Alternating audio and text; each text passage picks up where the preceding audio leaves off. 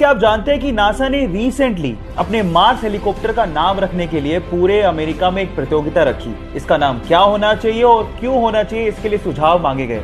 और आप जान के हैरान रह जाएंगे कि इस प्रतियोगिता का विनर एक भारतीय मूल की 17 वर्षीय लड़की वनीजा रूपानी को घोषित किया गया। उसने इसका नाम दिया इंजेन्युइटी, जिसका मतलब होता है एक ऐसी स्किल जिससे आप प्रॉब्लम्स को सोल्व कर सकते हैं और नई चीजें इन्वेंट कर सकते हैं। So proud to be an Indian guys. आपको क्या ये खबर पहले से पता थी और नहीं पता थी तो चैट सेक्शन में लिखना मत भूलिएगा।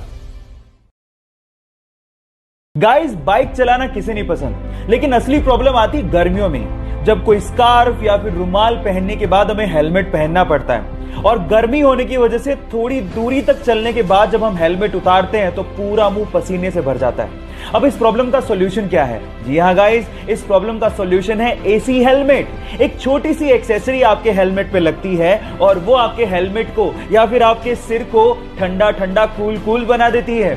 और गाइस, इसका इन्वेंशन कहीं बाहर नहीं, हमारे इंडिया के बेंगलोर के आईआईटीएन पीके सुंदर राजन ने किया है। सो गाइस, हमारे हेलमेट को ठंडा ठंडा कूल कूल बनाने वाले इस सुंदर राजन के लिए एक लाइक तो बनता है। हे गाइस, एंशिएंट टाइम में यानी पुराने जमाने में हमारे इंटेलेक्चुअल्स को लगता था कि मैथ्स में एक ऐसा कोई सिंबल होना चाहिए विच रिप्रेजेंट्स नथिंग, यानी नथिंग को रिप्रेजेंट करने के लिए भी तो कोई सिंबल होना चाहिए। सो इसी को ध्यान में रखते हुए 5th सेंचुरी में एक इंडियन मैथमेटिशियन आर्यभट्ट ने जीरो को इन्वेंट किया। And let me tell you guys, zero का जो सिंबल दिया गया था वो हमारे पुराने मंदिरों, स्पेशली ग्वालियर के मंदिरों के दीवारों पे खुदा हुआ आप लोगों को दिख सकता है। सो गाइस, अगर आप ये सोचते हैं कि जीरो की इन्वेंशन कोई बड़ी इन्वेंशन नहीं है, तो मैं आपको आपकी जानकारी के लिए बता देता हूं, अगर जीरो इन्वेंट नहीं हुआ होता ना तो बाइनरी लैंग्वेज नहीं आती, और बाइनरी लैंग्वेज नहीं आती तो एक कंप्यूटर लैपटॉप कुछ नहीं होते। जब शून्य ना देता भारत तो चांद पे जाना भी मुश्किल था। क्या आपको पहले से बात पता थी? और नहीं पता थी तो चैट सेक्शन में लिखना मत भूलिएगा। वो बचपन से एक फेमस कार रेसर बनना चाहता था, लेकिन एक दिन आज से ठीक 10 साल पहले उसका एक रोड एक्सीडेंट हो गया। उसकी जान तो बच गई, लेकिन उसने उस एक्सीडेंट में अपने दोनों हाथ खो दिए। लेकिन फिर भी उस बंदे ने अपने पैशन को नहीं छोड़ा और उसने सोचा कि वो अपने पैरों से कार को चलाना सीखेगा। उसने अपनी कार को मॉडिफाई किया और अपने पैरों से कार को चलाने की घंटों और दिनों तक प्रैक्टिस करता रहा और एक दिन वो उसमें कामयाब हो गया। और उसके बाद उसने पोलैंड के कार रेसिंग कंपटीशन में पार्टिसिपेट किया और उस रेस को जीत के उसने सबको हैरान कर दिया। उस बंदे का नाम है बार्टोज ओस्टालेविस्की। गाइस, उसके कभी ना हार मानने के जज्बे को मैं सलाम करता हूं। यह घटना है सन 2005 की, जब एक एरोप्लेन न्यूयॉर्क से उड़ान भरता है, लेकिन उड़ान के थोड़ी देर बाद ही पायलट को समझ में आ जाता है कि इसका जो फ्रंट व्हील है वो खराब हो चुका है। अब पायलट प्लेन को लैंड कराने का फैसला करता है, लेकिन लैंड करवाने से पहले वो प्लेन को लगातार 2 घंटे तक आसमान में ही चक्कर कटवाता है ताकि फ्यूल खत्म हो जाए और लैंडिंग के वक्त उसमें आग ना लगे। और उसके बाद अपनी सूझबूझ का परिचय देते हुए वो ये कोशिश करता है कि आगे का व्हील जमीन को ना छुए, जिससे आग लगने की संभावना कम से कम हो। और ऐसा करते हुए वो 140 यात्रियों की जान बचाते हुए प्लेन को लैंड करवा देता है। तो पायलट की सूझबूझ के लिए और 140 यात्रियों की जान बचाने के लिए एक लाइक तो बनता है।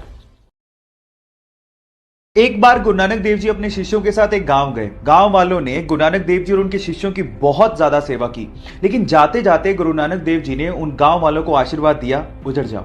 उसके बाद गुरु नानक देव जी अपने शिष्यों के साथ दूसरे गांव गए, लेकिन उन गांव वालों ने गुरु नानक देव जी और उनके शिष्यों के साथ बहुत बुरा बर्ताव किया, लेकिन फिर भी गुरु नानक देव जी ने उन्हें आशीर्वाद दिया, बसे रहो। ये देख के एक शिष्य से रहा नहीं गया। उसने गुरु नानक देव जी से कहा कि ये कैसे आशीर्वाद दिया आपने? तो गुरु नानक देव जी ने जवाब दिया कि संसार में अच्छाई का फैलना और बुराई का रुके रहना और ना फैलना इंसानियत के लिए बहुत ज्यादा जरूरी है। इसीलिए जो अच्छे लोग थे उन्हें उजड़ जाने का मैंने आशीर्वाद दिया, ताकि वो बाकी जगहों पे जाके अपनी अच्छाई को फैला सके। आपको ये स्टोरी कैसे लगी? चैट सेक्शन में लिखना मत भूलिएगा। गाइस, एक मजेदार सा किस्सा सुनाता हूं। ये बात है सन 1909 की, जब कनाडा ने पहली बार अपने एक शहर में एम्बुलेंस को लॉन्च किया ताकि लोगों की जान को बचाया जा सके। लेकिन हुआ उसका कुछ उल्टा ही।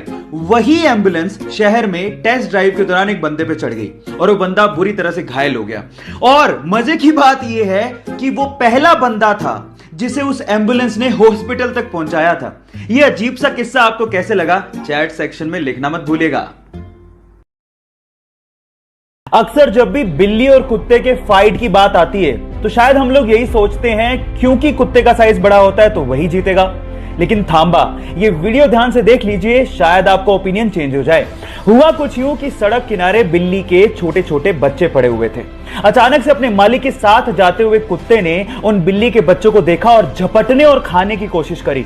इतने में ही उन बिल्ली के बच्चों की मां चीते की रफ्तार से आती है और उस कुत्ते पर झपट पड़ती है और उसके बाद उस बड़े से कुत्ते को खदेड़ डालती है।